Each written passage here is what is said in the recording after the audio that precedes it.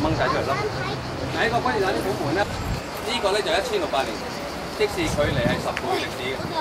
拿破崙建都起唔到，呢個亦都保存得好好㗎，堅固喺呢度，俾羅馬兵屈入都行呢度。羅馬帝國啲兵，所以呢個構思拿破崙睇過之後咧，佢覺得好好，咪翻到學咯。喺而家巴黎中心咪起個海豚紀念館咯。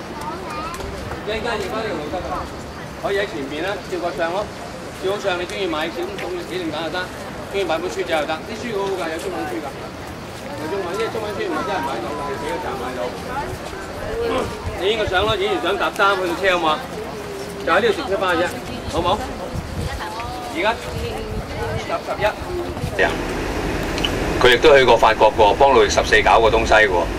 如果你去過凡爾賽宮咧，見過佢幫路易14整個像，好巴閉。以前呢個人係雕刻家，亦都係一個 designer， 亦都係 constructor， 即係做建築啊、做雕刻啊啲東西。咁呢個廣場原來 Paganini 你見到啦，短啫，佢個全名叫 Paganini。呢度我哋慢慢走出城市，呢度一路係向市外行，經過圍牆一路走。咁而嗰啲 gypsy 咧，你亦都知道。